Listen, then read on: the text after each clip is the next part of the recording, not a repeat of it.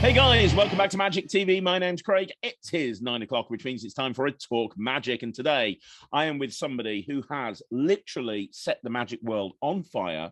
He came in like a whirlwind, releasing level 1 with Vanishing Ink, then Switch 1. He's worked with Illusionist. He's worked with every trick he does.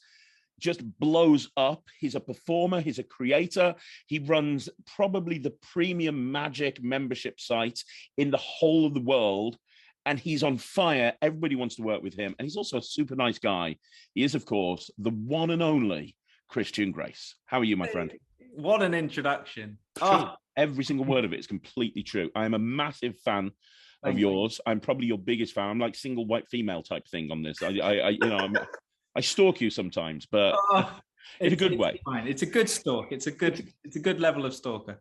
No, I also know how busy you are, man. I know you're always doing stuff. You're always creating and performing, and you know the schedule you have with your membership site is just insane. So, thank you for finding time for jumping on the channel. I know we've been trying to organize this. Yeah, for about 6 months. So it's a long time.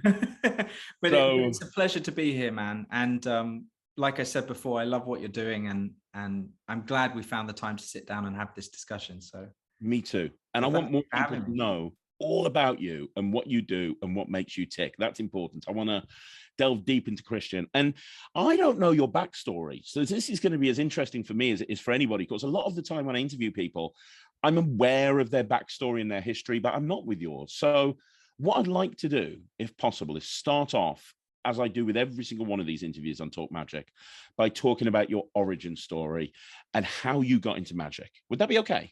Yeah, of course, man.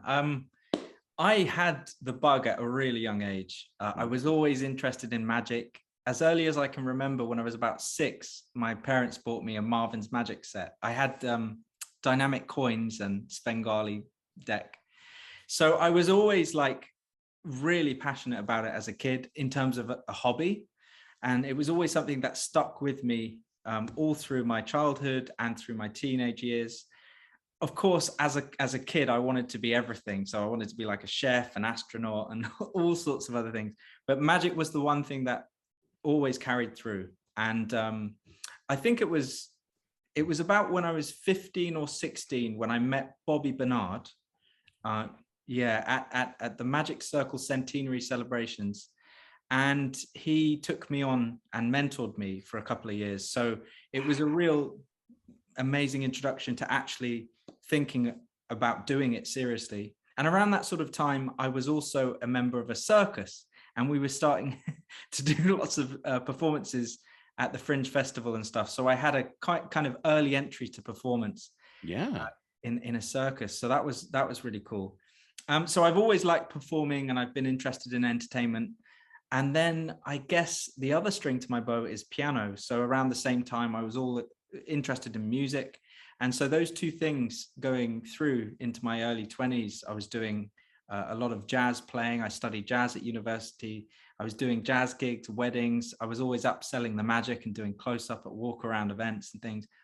So that's pretty much an overview of kind of what I remember. That's interesting. Let's delve deeper into this. So there's a lot there. So did you become professional straight after school or straight after college or uni or whatever it is that you did? Did you, because you talk about doing gigs, did you ever have, I know that you're a full-time creator and performer now, but I mean, did you ever have a normal job, or did you go straight into performing, whether that be jazz or magic?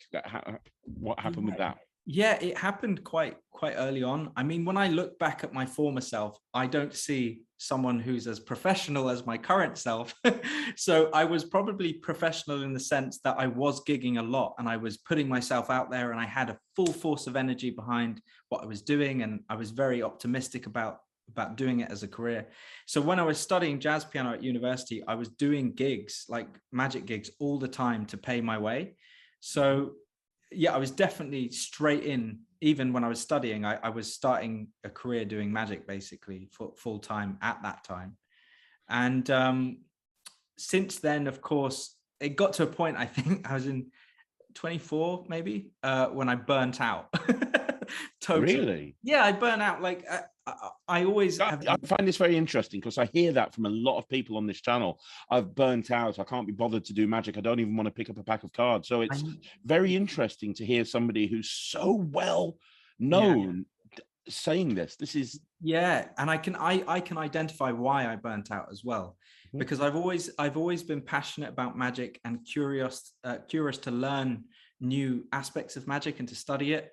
And I think at that time I was doing so much that I was only able to regurgitate what I was doing at the time. I wasn't challenging myself. I didn't necessarily have anything new to learn. So I felt like I was just living on Groundhog Day, just doing the same thing.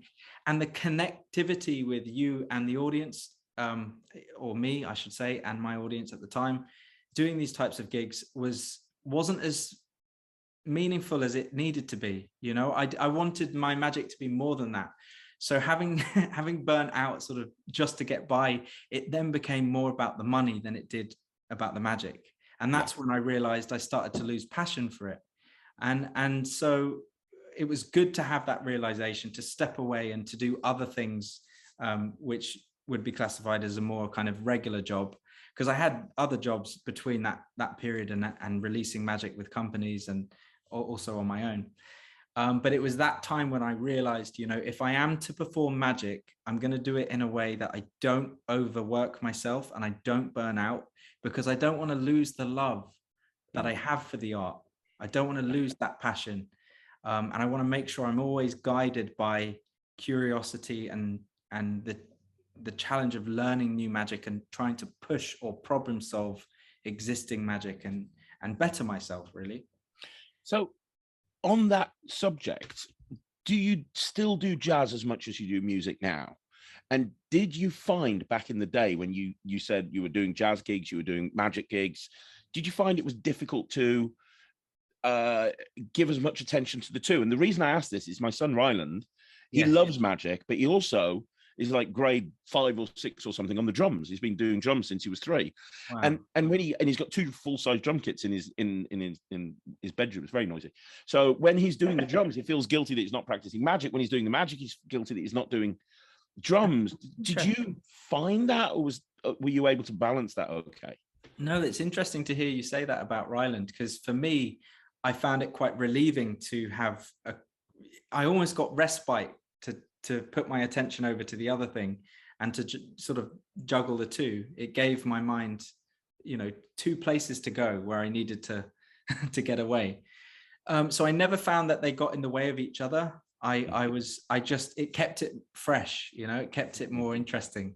And when I did find myself getting a bit disheartened at one thing, I could do the other thing to get by and distract myself. So I never really found that a challenge. I think it was just, as I describe it, just that burning out feeling of just working and realizing I'm doing this for money, not for what I started out doing it for, which is the magic. And so it was nice to have that realization at that time, because that I then spent the years after that just privately enjoying magic, learning magic, and developing you know, my own magic. And then of course meeting people at Vanishing Inc. at the session and having a platform to. Well, let's not gloss over that. No, we won't. Because that's a really important point here. Because one thing that, and I've mentioned this on the channel before with interviews with other people, you tend to find that when somebody new is coming into magic, very quickly they aspire to become a creator of magic, because we kind of put creators on pedestals and, oh my gosh, this person created this and this person created this, and we look at the Greg Wilsons and the Jay Sankis and the Christian Graces and we kind of go, oh, I'd like to be able to do that. I'd like to have my own product that people buy and learn my material and so on and so forth. When did you have a desire to, like, were you creating magic before just for yourself? What made you want to start creating magic? And how did that come to be? Because your first release was level 1 with Vanishing Inc. Yes. Were you creating magic before then? I'd love to know all about that whole. Yeah. So what a great question. I actually I never intended to release magic at all, like at all.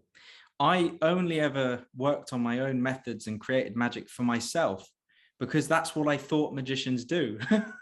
You know, like I'm like, oh, I want to make this deck disappear. How do I do it? So I'm just exploring new ways to do that. And for myself, I never thought I'm going to do this because I want to find a solution that I can then sell. It was the last thing from my mind, and it was a complete accident, if I'm honest. Like, I went to the session, met some friends, started jamming, started doing some of my stuff.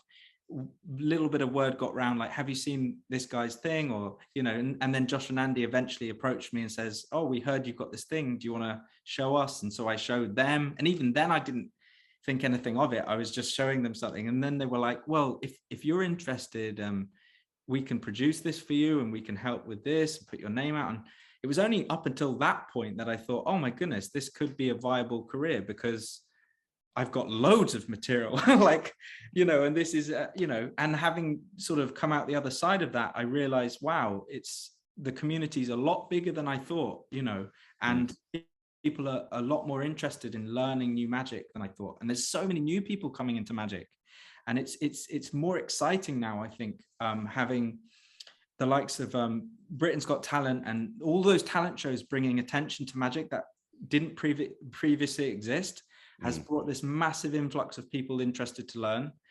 And so it's like, it's a no-brainer, you know, if I've got stuff that I can give to other people that can bring them joy and that they can apply to their own magic, why wouldn't you continue to do it? Because it's such a nice thing to do. I'm open-minded, and I'm constantly learning from everything I do. So it's never going to get to the point where I'm really happy with something, because I'm always trying to grow. So that's the fun of it for me. And but yeah, really interesting question, because I genuinely never saw myself as a creator. I just saw myself as someone who loves magic and is trying to find cleaner solutions to, you know, popular effects. And only for me, when I'm going out doing a wedding and I wanted to do a clean version of this, I'm trying to find a solution for that. It just so happens that when those solutions are original and when they are popular and people show interest in them, that's the point at which I realize, wow, I can let this baby go and people can take it and have fun with it. And so yeah, really interesting journey, really. Well, when you had Josh and Andy approach you and they're like, hey, and that's a big deal, by the way, because I remember that moment. Yeah. And it is a big deal because, you know, a lot of people that want to be creators, they send their stuff out and they hope that company is going to come back to them. Well, you're here where the two owners of one of the largest magic dealers and producers in the world are coming over to you going, hey, please, will you come and work for us? I mean, that just speaks volumes of the quality of your work, to be perfectly honest. But at that point, did you kind of think, okay, I'm gigging, I'm a gigging magician? Were you still doing jazz gigs at that point as well? Or so the jazz, in all honesty, since that particular session with Level One and the release of Level One, the jazz thing, I don't do as much. I mean, jazz is a serious, hard thing. It's a hard practice. If you drop the ball with jazz, it's very hard to get the gigs that you had before. You've got to be right there. I mean, it's really hard. I don't know how to describe it to those that aren't in the know, but it's kind of like, it's a community where you have to be really good to be booked, you know, and to be good, you have to play all the time. You have to practice and you have to stay sharp. Yeah. And a bit like the quandary or the dilemma that Ryland has, like doing one thing and doing another. There was a point where I said, I actually need to put my focus here. So I still play piano and I still do a bit of teaching, and I work with an artist. I'm in a band called St. Lundy. If anyone wants to look it up, we're on Spotify. I only play piano for him, Archie Langley, he is St. Lundy, basically. It's his music, it's his thing. So I do play a bit of pop music, bit of other music other than jazz, and I do that in a casual sort of circumstance now. I don't do gigs or sessions anymore. I don't have the time for it. I don't have the care to do it as much because of how much magic's taken over. Yep. But yeah, so the session when I met Josh and Andy, it was a big deal, like, because I didn't have many friends in magic. I only had the friends that I met at conventions like that. And which is crazy because everybody I speak to now knows Christian Grace. Oh, do you know Christian? Yeah, everybody knows you. You're like, that's crazy. Yeah. we're all the same. Like we're just people that love magic, and it's nice to hear people say some nice words, and I get good feedback on certain things, and obviously I'm very humbled by that, and it makes me want to do it more. And yeah, it's been cool. It's been really cool. It's been really awesome. special. That's fantastic. So at that point, when Josh and Andy saw you, Yeah. you thought, well, you know what, this could be a second income stream for me. Yeah. I've got all of this stuff that I've created over years. You know, I can supplement my wedding gigs, my gigs that I'm doing with this. And level one was a huge success. Everybody was doing it. I remember at Blackpool when it first came out, it was that, you know, when you go to Blackpool, there's certain tricks that everybody buzzes about. And, oh my God, have you seen that? Have you seen that? That year that level one came out, that was the thing that everyone was buzzing about. And I do. It was amazing. It was I was so out of my depth, honestly. Like being on that stand, holding a product in my hand, thinking, wow, this is happening. And having like some of my favorite magicians come up to the stand, you know, like Colin McLeod, Danny Garcia, obviously Cyril, you know, I mean, these magicians I've grown up watching, and and they're there buying a product that I'm just like, what is going on? You know, I really didn't, I just stood there like, this is so interesting, because it was my first time. Did you expect it to go as big as it did? No, you didn't. No idea. No, I mean, I'm very proud of like the magic itself. Like with level one, I'm very super satisfied with the amount of time and love and effort I put into that to make the effect what it was. But like I said before, that was all for me as a personal thing. Like I did that to create the effect so that I could perform the effect I wanted to do. I never in a million years thought that other people would want to do that, or even benefit from it, or even enjoy it as much as I did. I had no idea. So when that happened, I was really overwhelmed. I was like, wow, this is a big thing. And obviously I thank Josh and Andy and Vanishing Ink for that, because I never really would have known. I never would have known people be that interested in my magic. Never.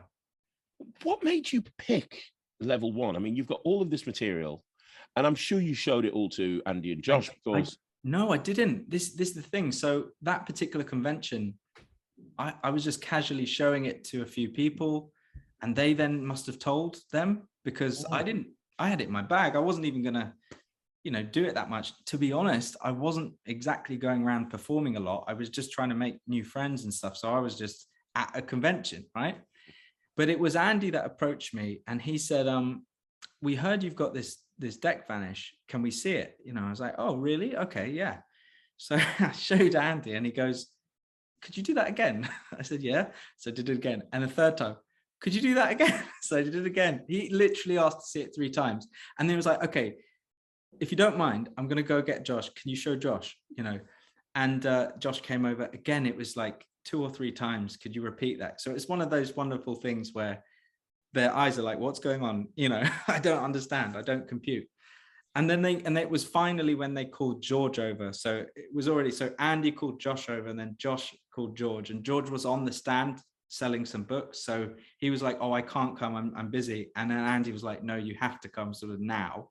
So they were being very kind of forthcoming with their interest and enthusiasm and stuff. So I did feel a warmth there from the beginning, and they handled it really well, because they just said up front, we're super interested. This is such an interesting product, and we think it would do well, and we think we'd work well with you, and can we open discussion? So it was that very session I sat down with them and talked about, the opportunity to release it with them. And then once that was agreed, we went into motion. So it wasn't a case of me showing them all my material. I think it was a slow understanding from there. Like they slowly started to understand that there's a lot more stuff that I have. Yeah. Maybe they might have assumed at the time that I was just doing a trick. But I mean, obviously, as I've got to know them, they've got to know me. I started showing and sharing more of my stuff. And they've started saying, well, actually, can we release this? Like switch one as well, showing the switch, and them going like, there is no switch. Where's the switch? I'm like, it is a switch. And they're like, really? And I did it so many times, they just couldn't believe it. And then when I showed the method, they were like, can we please, let's get this out there. This is great. So it's been very interesting to have that relationship with people who love magic as much as me and they want to bring, good solutions to problems out to push magic forward. Yeah, we share that view, so that's a joy, because it's hard to talk for everyone, but it's most likely that people want to make money in that industry, whereas they want to, of course everyone wants to make money, but they want to actually do right for the magic's sake, I think. And I think it's because Josh and Andy are both performing magicians as well. Yeah. Even now with Vanishing Ink, they perform, and they both love magic. They're both students of magic. Yeah, and they take the care. They take the care that's necessary to make sure the product is good for the consumer as well, and like it's going to bring value to the people. And is that why you've remained loyal with Vanishing Ink? Is that why you've kind of stayed with them? Because obviously you've bought several things out through them now, and there's other things to come. Is it because of that experience that you had? Because some creators, me for example, go through different companies and of course, this one. But you kind of, I said the other day on the podcast with Lloyd, you kind of like the poster boy for Vanishing Ink at this point. A little bit of the poster boy for Vanishing Ink. Yeah. It's interesting you see it that way. I don't know. I'm definitely, although I'm doing my own stuff with the membership and I've worked with Illusionist and I have discussions with Card Shark, and there's a lot of other kind of things out there in terms of putting certain products in certain places, but there's a reason for it. If I'm producing a specific card gimmick and I can see Card Shark could do that really, really well because of the tools that they have and the turnaround time, then of course it makes sense to have that discussion with them. And Vanishing Ink are totally understanding about that. They don't feel like, the discussions we have are totally open, and the other side of it is the fact that because we've had such a good working relationship, it's nice to continue that, so far it's been a really interesting experience to work with them, and a positive one. So of course I wouldn't want to destroy something that's so nice, just to diversify for no reason. It's good to work with people that understand you and your magic and want to do right by you, and what you, when you have that relationship, obviously you don't want it to end. Yeah, absolutely. So it's a good thing. They're great. They really are. Let's talk about the about Illusionist actually briefly, because obviously you brought out Icarus through Illusionist. They are about as far removed from Vanishing Ink as you can get. I mean, and I don't mean that in a negative way. I'm not saying Vanishing Ink are good, and they're bad. Just in terms of their audience, Illusionist have always been kind of that edgy company, that whole bad boys of magic type thing, and Vanishing Ink are always the good guys of magic, and it's kind of like you couldn't have picked two companies that are so polar opposite to work with. And Icarus, because I performed it obviously, is a gimmick that Vanishing Ink could make very easily, like probably with one hand tied behind their back. It's a very awesome gimmick. I'm not going to obviously expose how it works, but it's not a gimmick that Vanishing Ink couldn't make. So how come that ended up coming out through Illusionist, and what's the story behind that? That's a really good question. It's not actually something that's terribly has an in-depth answer. It's more a case of like, I have a couple of friends in Illusionist, and it might have been at the right place at the right time thing, where we're jamming, me and G, or me and Pete Turner, and they see it, they like it, and they say, oh, we could do that. And I thought, why not? Vanishing Ink don't have any, they're totally like the moment I said to Vanishing about this potential thing with Illusionist, they were like, man, we're rooting for you. We'll pop the champagne. And you know what I mean? They weren't like, oh, why didn't you do this? Or, they've got a really good outlook, and they totally understand if me, myself as a creator, want to put my name out into a different sort of pocket of the world, with the and you are going to reach a completely different audience base. That's right. And for me, I just thought, you know what, why not? It's great to have new experiences learning as a creator, working with other people. There's different conversations that I had. There's different approaches to how something's filmed. I find it all very interesting, and I learned a lot from everything. So I like to put myself in those sorts of positions where I'm meeting new people and sharing magic with new audience, a new audience. And I don't think it's detrimental to anything. I think it's a good thing, because people then become aware of you as a creator, and they might find your magic on other sites, and it kind of ties everything together. For me personally, as a creator, it ties the audience together. And for me as well, doing my magic membership, it's good to bring awareness to as many people as possible, because the more people that know about you and your stuff and that find it interesting, potentially, the more attention you might get for your work. And obviously, like, we did a review special on my magic membership, and that's important to me. So for me, I just want to grow. I just want to learn along the way, and to meet new people, and to share my magic with as many people as possible. So that's. And I want to touch on the membership in a second, even though we've done a full review show special. I do want to touch on it again, but before I do, yes, do you have any advice for people on two aspects? One, creativity. Because what I find interesting with you is normally most creators have a style. This is going to be super visual. This is going to be super. I've seen you do, like, Icarus is ridiculously crazy visual. Like level 1 is ridiculously crazy visual. But then there's stuff like some of the stuff on your membership site, like the knowing and inevitable choice and the bet that's really kind of more slower paced, and it's more cerebral than it is visual. And it's kind of two polar opposite styles. So how come that is the case? Because it's very rare to see that in magic, and generally that you've got two so completely different aspects to your creations. And do you have any advice on creating magic in general? So I'll kind of go backwards through those answers. Like with the membership, it is a different type of card magic. There's a different depth to it, but that's because I'm kind of opening the curtain to what I've been doing over the last decade with card magic. And card magic itself, from the outside of it, might just look like every single trick comes under the umbrella. Pick a card, I'll find it. Pick any card, I'll find it. But there is so much depth to card magic, and there's a whole spectrum of colors with the types of effects that can be done, and the methods to get there, and the reasons for certain things over others to make the effect as magical as it can be. I think that's my overarching personal aim, is to look at an effect and try and make it as pure as it can be. I think that's partly feeds into creating something. And then with regards to advice on creativity, it's really hard to give advice, because creativity can come from anywhere, or I should say inspiration can come from anywhere.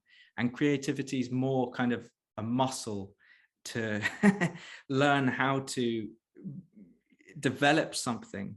So advice-wise, I would say try and throw yourself into a situation where you're learning as much as you can, whether you're reading or even just as a case of doing magic more in the day, putting more time aside to study magic and to be enthusiastic and passionate about what you're doing.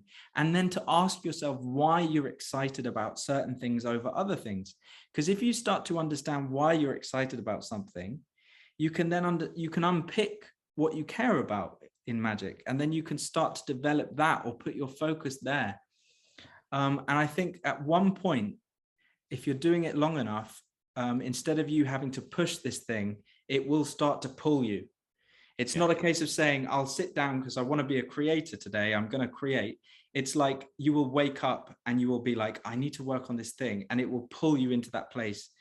I think you need the enthusiasm and the passion to lead it. But and then I guess it's a really hard thing to think about, because I don't know. One of my main personal things is to just try and find solutions, and just think about things in a different way, just to say, how can I use this gimmick for this other thing, or can I change this method? And what don't I like about this is this particular handling where I have to do this switch in this place that feels wrong, and why does it feel wrong, and how can I know, I'll use this whole other thing to create. It's like you've got to identify what you think is an issue or what you want to solve to then create. You can't just sit down and from nowhere start creating. It's got to have something, has to feed your curiosity, and there has to be a driving factor there. So I think it's just a case of asking yourself, what you like about the magic you like and why you like that, what you don't like and why you don't like it, and what you want to change about it. And then when you have that as a foundation or a starting point, then you can start to explore the solutions. You can start to find solutions to existing problems. And I think that's where creativity can sort of manifest and feed itself. But that's such a hard question to answer, because I know different people have different approaches, and we all have different things that make us tick in a different way. So there's no one way for everything, right? This isn't a one size fits all thing. It's really not. It's not. I think the thing that most people struggle with a lot is inspiration. Yeah. Like, where do I get that inspiration from? In order, it's kind of like the method can come over time, but it's where you find that initial, inspiration for the trick. Yeah. So I mean, I've mentioned this in an interview before, but for those that might not know, but have level one, the gimmick itself is a basically looks like the side of a deck of cards, and it's colored and textured to feel like a deck of cards, and even up close it looks like the real thing. And it's basically a block of material that you turn on its side to make half the cards vanish. So for those of you not familiar with it, do check it out if you're interested in deck vanishes, because this is something you can make a borrowed deck disappear with. You don't need any killer parts. But that concept of having a block that turns on its side came from me renovating my sister's flat when we were laying down the floorboards, because we had some of the floorboards stacked this way and some were stacked this way. And I was like, oh, okay, if you turn that on its side, it looks like half has disappeared. And I wonder if that would apply to a deck of cards. And then, so that kind of inspiration came from nothing to do with magic, like totally out there. But I think what's important is how you run with that information. So many good ideas can die a death because we don't write them down or we don't follow through with them. Yeah. And I think the big difference between having something either live or die is to follow through with it. So you need to have motivation. You need to have, once you have an idea, you need to apply it and you need to explore it. So I would encourage people, if they have a concept and they think might work, is to try and put a lot of energy in at the beginning stages to build it first, to see if it's worth it, because once you've done that, you'll suddenly realize, oh, actually, this is really good. If you just have the idea and then the next day you kind of like, oh, I had this idea, it will go and you'll lose it. It will just disappear off. So that's another bit of advice that I do truly think is good advice, is to be motivated to put your ideas into action, even if they turn out to be bad ideas and they'll never be used. You'll never know if you don't do that first step. You'll never know. So if people can find that motivation to apply their thoughts, that's a key factor. It really is. I can tell you that from experience. That's incredible advice, and it's so true. It really is, because you never know when the next greatest thing is coming from, and it's 100%. Yeah. So off the back of all of that, so we've talked about all of this, and then obviously, and for people that are watching this interview, and this is an incredible interview, by the way, this is a masterclass in creativity. Please go back and watch the review show special that me and Christian did on his membership site, because we go into depth. But one thing that I want to add is the membership site was formed, and I know this from interviewing you before, it was formed in lockdown because obviously all of your gigs were cancelled. Yes. And you were in a situation where you had to, just like every other magician around the world, you had to come up with an income stream. Yes, that's right. And that's when the membership site was formed. And that's taken off like huge. Like that's doing really well. Which is wonderful to see. All thanks to the members and everyone that's interested and has come forward and directly supports what I'm doing. So for me, it's straight back at the people who are, without members, without the people that care about what I'm doing, it's nothing.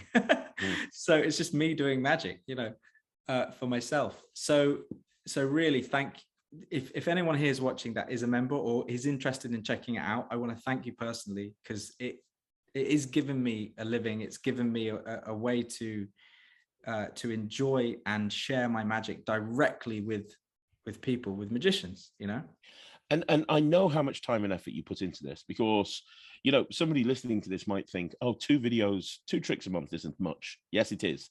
He's got to create, and you're working way ahead of yourself. So it's not like Christian goes, right, it's February now, got to work on a trick, got to upload a trick. Like, no, it's really not that. Like, I know it's not. So a little backstory thing I didn't mention in our last interview is that I've been slowly writing a lot of my magic up. I've always intended at some point or another to do a book. I've got like loads of techniques that I've developed with billet switching.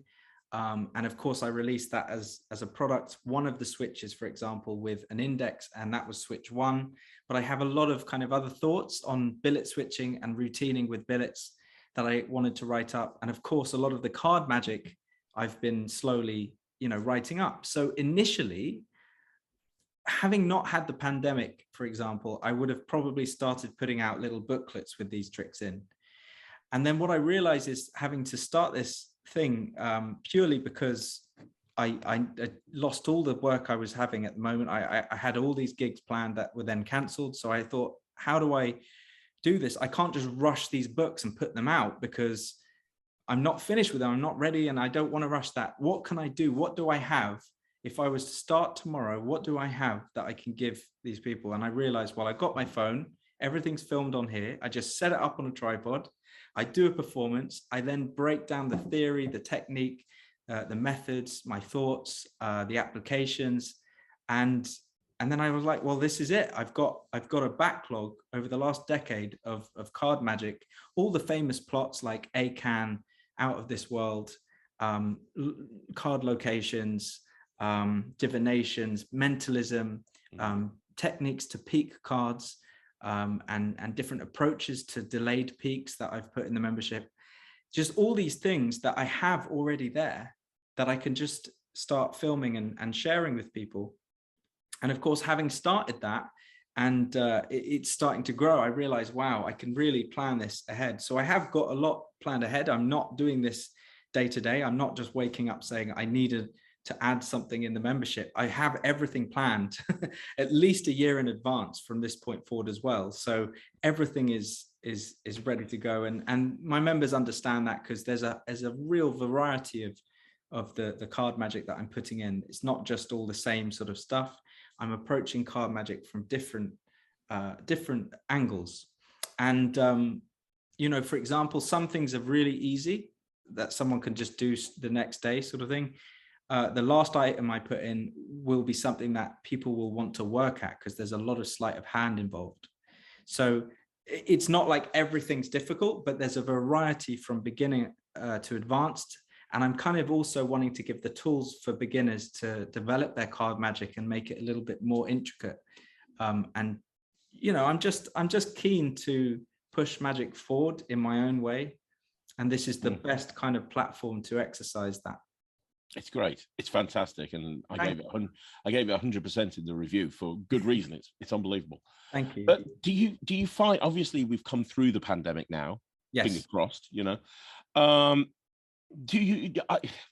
are you finding with the amount of time that you're putting into creating this content for your members, you're doing less paid gigs now because you've got more focus on the membership sites? Yeah. And do you find that that's an issue when it comes to testing out the material, or is that not an issue because you do a lot of social performances and you do a lot, like I was just wondering where we are now coming out of the pandemic, Yeah, no, that's a really good point. So with regards to testing material, all the stuff that I'm putting in the membership is tried and tested. So I already know that works. I've been doing it for the past decade. You know what I mean? So, yeah. So that's not an issue. I think coming out of the pandemic now, things are moving a little bit more. I have been doing a couple of gigs here and there.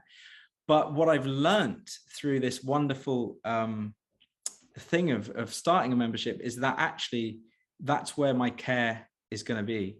I've realized, the longevity of it will go on for a lot longer than I initially planned. And I'm thinking about new ways to bring magic to people throughout that medium and things that I can offer my members as well. So that's why I decided to basically take on less in terms of the gigs and to put more time into this and to my other future products that I'm going to be releasing with companies. The more time I can put to that, the better the quality can be, and the more kind of in depth the tutorials can be. So the more time and energy and effort I can put to it. So I decided to sort of, as more members come in the membership, I'm taking on less work and I'm having more time to give and care to give to the membership. So it kind of feeds itself, and that's basically what's happening at the moment. I feel like the membership is going to be something that I continue to grow and develop, and it will continue to change, and hopefully everyone can enjoy the ride with me. So that's amazing. And one thing I've noticed, which is really interesting and really heartwarming to see, really, in a way, is that there are other membership sites out there. Ollie Mealing has got a membership site, and lots of them, and Luke Osei. Rory has an amazing... I was going to say Rory Adams. Yeah, absolutely. These are the guys at the forefront of like independent creator membership. What I love about this though is technically you guys are competing against each other, but you've kind of all best friends with each other, and you're all I've seen you promote Rory's thing, I've seen Rory promote your thing, I've seen Ollie was on on the performance for the Inevitable Choice in your back garden or something.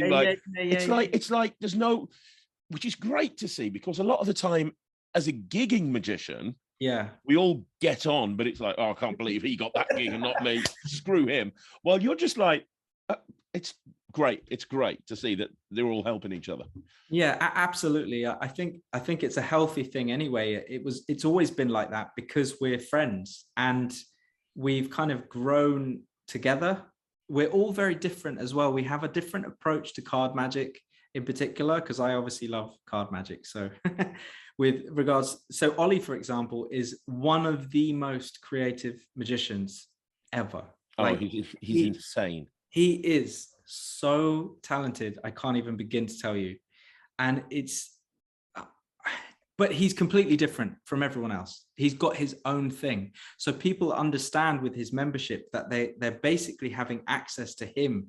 And I realize it's the same thing with me. It's like we have different approaches, and people like different qualities to certain parts of card magic. And so I know loads of people that are in my membership that are also in Ollie's membership, or some people go into Ollie's membership and then they dip into my membership, and you know what I mean? It grows over time, and it's... Well, I would be willing to say that, these magicians that spend £200 a month on a magic trick and they buy NPAD, for example, or whatever it may be, if you spend 50 quid enjoying yours, Ollie's, Luke's, and Ozzy fans, and you're going to end up with way more material that's of better quality, massively less. I think you're right, and I think the most important thing is having access to the different perspective on the same art. We all have our own approach, and I see Ollie's is very refreshing. He always surprises me. Same with Rory, same with Luke. We're all so different and diverse. So we all, but we're not competing with each other. We all just have a shared love for magic. And I think people or members understand that. And I think it's a clear way to learn magic as well. To dip into a membership and to see, to learn all these things in one place is quite a fun thing to do, I think. If you go on a magic site, for example, you'll see thousands of products and you don't know where to start.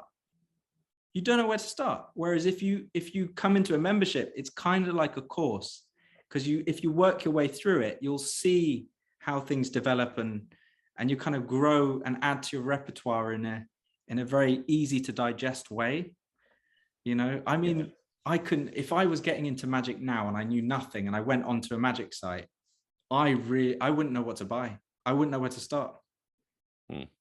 Sometimes it takes someone who's been in it to say, here, look, start with this and don't get ahead of yourself. Start with this and then move on to that. And this is really important. Even though it's quite simple and basic, let's get the basics down and let's build on those basics, because later down the line, it will be much easier to execute technique if you have these strong foundations, and it kind of makes people care as well about the basics. you know, which people need, I think, because it's what makes magic really, really enjoyable, is to dig deep and you know. So I don't know what the question was. I just started to think about all the wonderful magic that all my mates are bringing out as well. And yeah, no, it wasn't really a question. It was just a statement of, yeah, but you're right. You guys support each other. Yeah, we do. Magic's one of those very few industries where you could reach out to your favorite magician and probably get a response. I mean, imagine if you're an actor and you would never dream of hearing back from Tom Cruise if you messaged him. No.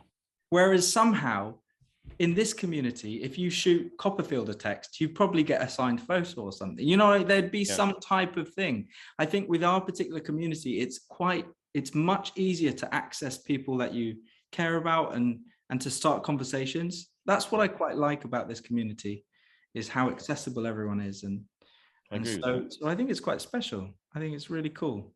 I agree. And one thing I've also noticed is actually you're really the only person out of the four names we mentioned, you and Luke and Rory and Ollie, you're the only one that's still releasing product with companies as well as the membership site. Like back in the day, like with Alakazam, and I'm talking way back in the day, and it's still one of the best DVDs of all time.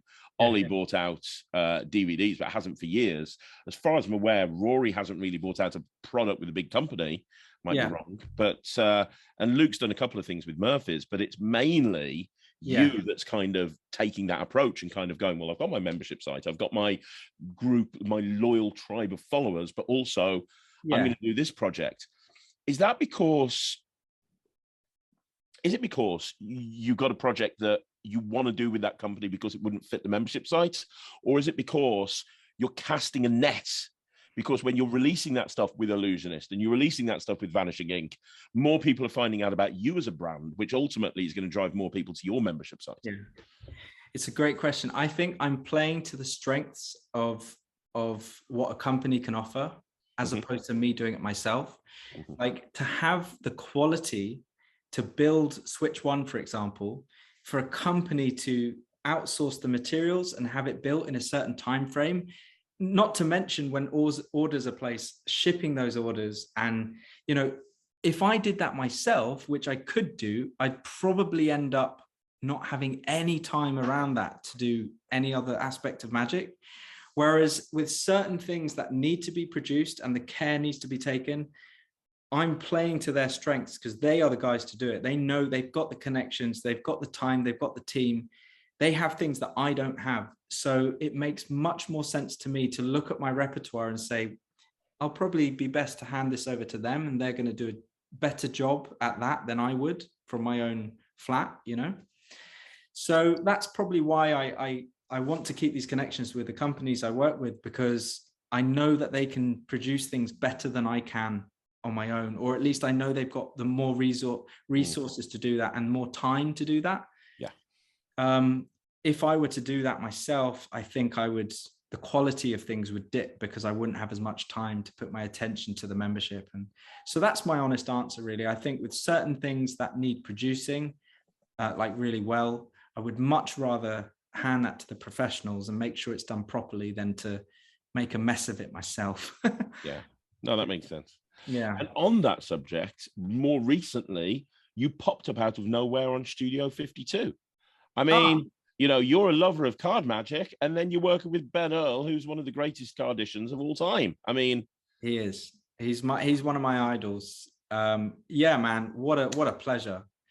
I mean, and as well, I tell you what, superseded my expectations was the quality of the production team that he has. He's working with a couple of people who made the event possible, and the quality of that, I've never seen it anywhere. No other. Well, obviously, his business partners with Henry White, and Henry knows his thing. Man, I'm telling you, I've never ever. It was so professional. I was blown away. I just thought, wow, this is if people are going to be doing it like this is where it's at. I'm telling you, wow. What a pleasure. Yeah, I worked with Ben, with a few other guys. We did a lecture for the day. So each of us took an hour to kind of share some of our thoughts on magic. I did a bit of mentalism, some card magic. alongside Jack Ty. Obviously, Luke was there, and Stephen Bridges, who's a fantastic magician, a great speaker, incredible card counter, amazing YouTuber. He's an all-round amazing guy. And just set up his own membership site as well. Yeah, exactly. He's got Magic Mastery and amazing. Like, we all have our kind of strengths, and I think that particular day with Ben was a good way to showcase them, basically. And yeah, well, what a pleasure. I mean, Ben is he's so talented. I mean, he's so good at what he does. And I also like I see similarities there, because with the amount of care and thought he puts into his magic, I mean, I see similarities there with the amount of attention that he's given it. Because I spend every waking moment thinking about card magic. I think, Ben, sometimes people don't realize just how much he thinks about magic. Like, I saw a criticism the other day that, he spent five pages talking about the cross-cut force. Yeah, but if you actually listen to what he says about the cross-cut force, you'll do it properly. Mate, I'm telling you, he knows his stuff. And we share, we both had Bobby Bernard as a mentor. So around the same sort of time, I was probably, missing Ben at that time, but we had the same kind of foundation there with being mentored by the same guy and crossing paths in that way. Of course, Ben, I would say, is 10,000 times more technically gifted than I ever will be, because anybody will be. Yeah, I know. He's exceptional talent. So I would never say that I'm on a par with him in that way. But we do have, there's a similarity between the kind of attention and passion that we put towards our theory that we apply to our magic. I think because we have certain ways of going about things and reasons for that. I think that's where the detail is. The devil's in the detail. I think that's where it lies, is the thought process and applied theory. And so when you're talking about like 5 pages of the crosscut force, those will be the best 5 pages on the crosscut force. You better read close. Anyone who's saying anything remotely negative about the way Ben approaches magic needs to rethink their whole approach, because he knows exactly what he's talking about. Yeah, he knows exactly what he's talking about. And by God, what a pleasure to work with him. What a pleasure. Absolute talent. Yeah. Well, incredible. You know what? I want to ask you, and this is, I hope people are paying attention to this interview as well, because this has been a masterclass on creativity and just making a name for yourself, doing something you love. It's wonderful to see. I want to ask you one more question. Is there anything left on your bucket list that you want to achieve? Any magical goals that you haven't hit yet? And this is a question I ask a lot of guests, but man, I mean, seriously, if you took any magician in this country, in the world, and said, you know what, at the end of your career, you'll get to work with Illusionist, work with Vanishing Ink, work with Studio 52 and Ben Earl. You'll be, have created some of the best-selling tricks of all time. You'll have, developed a membership site that's massively helped magicians all over the world. Any magician around the world would say, "Yep, tick, I'll have that." and you've done that, and then some, and you're only just getting started. I mean, damn. I mean, can you just sit down there and rest on your laurels now? I mean, what else have you got planned? I mean, is there anything else that you want to hit? Any goals that you want to aspire to? Absolutely. Wow. So without overwhelming myself, rethinking my future and my whole life, producing the booklets or books that I want to produce, kind of addressing certain aspects of magic, some being, like I said, mentalism with the billet switching. There's a whole kind of segment I want to do on gimmick stuff, and there's natural card magic, and there's other card magic which requires less setup and is more impromptu. They each have their own little thing, and whether that comes out in one book or several booklets, that's my next kind of goal, to finish those and to sort of get them out. So that's the next on the bucket list. Aside from that, I think as the world opens up, I think I'd like to do some more lecturing. I'd like to maybe just travel a bit and put myself in magic clubs and get my get my get my boots on and my backpack on and just go somewhere else. And because the last 2 years have been really hard to deal with being in the same place. I think I really miss traveling and experiencing new culture and stuff. So I hope as the world opens up, I hope that's something that I'll be able to do quite soon. And then I think I would like to do a little bit more music as well. My good friend Archie Langley, who's St. Lundy, he's doing really well. And I used to play a lot more music with him pre-pandemic than I do now. So that would be nice to reintroduce that as well. Other than that, I mean, nothing comes to mind too much other than maybe doing more performing, but not in the context of weddings and parties, but more just performing, you know, finding those circumstances in everyday life where someone might want to see something and I can basically do a bit of magic. I like performing in casual settings because I find it's very disarming. If someone doesn't have any expectation to see magic and somehow it comes up in conversation, you can quite often surprise them in a way that has an impact on their life. Not like a huge impact, but just something really pleasant. You can make them feel good for the day, or, you know, and give them something to think about, which is what magic did for me when I was a kid. You know, when I went to the Edinburgh Fringe Festival, I don't know the name of the magician, but he was performing card manipulation on the street.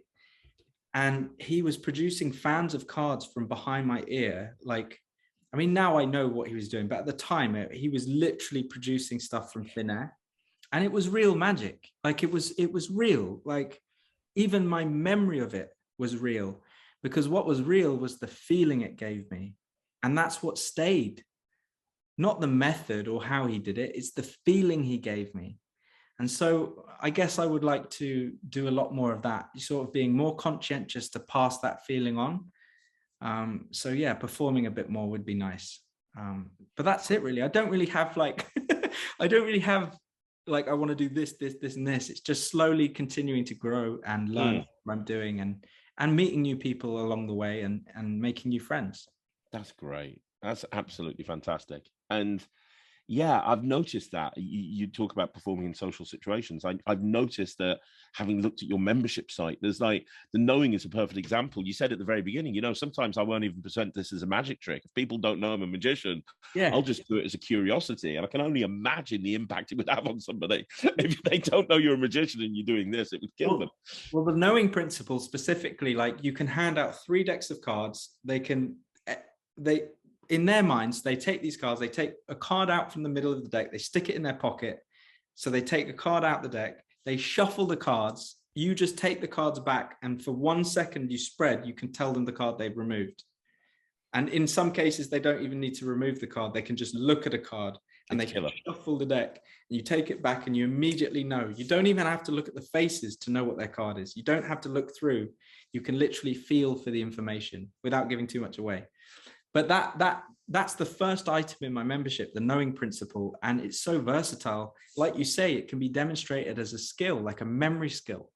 Like, to be able to just say, take any card out and then shuffle the deck and then tell them what the card is. That opens up a whole new kind of presentation to it's not magic. It's kind of like a demonstration of memory skill. It's like a skill-based demonstration, which some people might be interested in more than magic. So I kind of put everything in there so that there's something for everyone. That's great. Yeah, that's awesome. And one final question. I know I said that was the last question, but I've got one. No, it's all right, man. I'm having such a nice time talking to you, man. Can you give us a sneak peek of anything that's coming out as a product in the near future? I know that you've got something pretty big coming out with Vanishing Ink at some point, right? Yes. So I have three tricks in the pipeline with Vanishing Ink. I have a mentalism-esque tool with Illusionist, and I have 2 card effects in the making with Card Shark. Wow. The next thing with Vanishing Ink is a big one. It's an any card at any number. Wow. So, which some people might have seen me put a video out of it. There was a lot of buzz about it. So that's the next thing. And we're hoping to have that ready for Magic Live in May. I'm not 100% sure if that's a definite release date, because I don't know. It depends on the quality of the production, you know, because we're testing out different packaging bits. If I'm not happy with it by that point, I will not let it go out. It's as simple as that. So if that all goes well, and if I'm happy with the quality of the production, should be in May, Magic Live. And that's, I don't know if I'm allowed to say the name of it, but it has a 1 in it. Level 1, Switch 1, something. Oh, 1. wow. Yeah, it has a 1 in it. We're going for a branding thing here, aren't we, with you and This I think is going to be the last in that branding series. I think these are the kind of things I presented Vanishing with and said, I think we can demonstrate all my different kind of approaches to card magic in these 3 ways. So you've got a visual trick, right? Level 1, something visual happening. You've got Switch 1, which is something that's not happening, or you can't see what's happening, and it's a versatile tool to bring information into play, as well as, like, you know, it's kind of mentalism as well, right? So it's a different quality to that. And then this third thing, as an any card at any number, it's a plot I've always loved in Magic, and it's a solution to that plot that I feel will be quite refreshing to people. And so, yeah, that's all I can touch upon. I don't think I'm allowed to mention the name yet. So, but the lips are sealed. yeah. But that's what to expect. Yeah, as far as working with companies and products that are coming out, those are the things in the pipeline. So, and the rest of your focus is, of course, on your membership site. Absolutely, yeah. So just to clarify, with the membership site now, we're in, what are we? We're 8th of February. So February, there's 26 tricks in there already. And the price goes up to $12.99 plus VAT in March, but not for existing members. So every single person that's a member right now or joins before the 1st of March will access everything for £10 plus VAT. Right. Yeah, I've purely had to put the price up for newcomers from March, because I've basically taken on much less work to put more time into the membership, and that kind of price adjustment is a massive thing for me going forward from that point. Obviously not a big thing for people, like to pay a difference between £10 or $12.99, but for me that makes total sense from that point going forward, to allow myself to give way more time to it, which is really important to me, because then the quality's there, and I think that's the best bit. So absolutely. And if people want to join your membership site, yes, they can do so by either, as I said to you in a previous interview, I just googled Christian Grace Magic Monthly. Magic Monthly Gumroad, that's the platform. You can find me on Instagram at Christian Grace Magic, and I always have the membership link in my bio. If people are interested in learning what kinds of things are in the membership, if you click that link in my bio on my Instagram page, it will give you a breakdown of every single effect that's in there. It kind of a brief description of the effects, and then an overview of what the membership is and how it functions. And if you check it out, obviously thank you from the bottom of my heart, because this is my main thing at the moment that I'm running myself. So every bit of support I get is greatly received, and obviously I thank each and every one of you that can give it a chance, basically. Perfect. Absolutely perfect. Yeah, sorry, I got mum. I've been talking for so long that I'm losing my ability to need a cup of tea or something, you know. I'm telling you, man, this has been an incredible interview. It really has.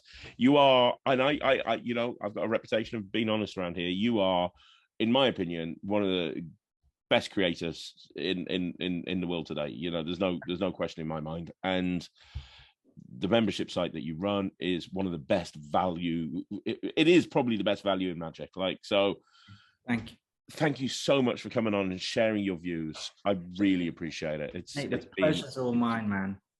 Yeah, and I think the same of you. I really do. You've done such an amazing job bringing all these interviews, reviews. You know, you're showing people what exists, and you're getting people excited about Magic. That's a serious talent to bring people in and to make them enjoy every aspect of Magic, and that's all down to you. So thank you for having me on. Thank you so much, Christian. My pleasure. The link is going to be down below in the description so that people can go and join your membership site with the link down below.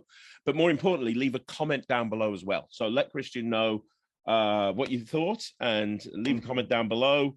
I've loved this interview, and I want everyone who's watching this to go and support you. I really do, because thank you.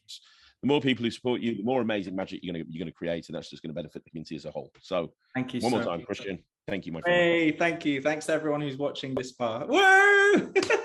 We made it. We made it. Leave a comment down below. Thank you very much for joining us. I'll be back tomorrow with another video, but on behalf of Christian, see you again.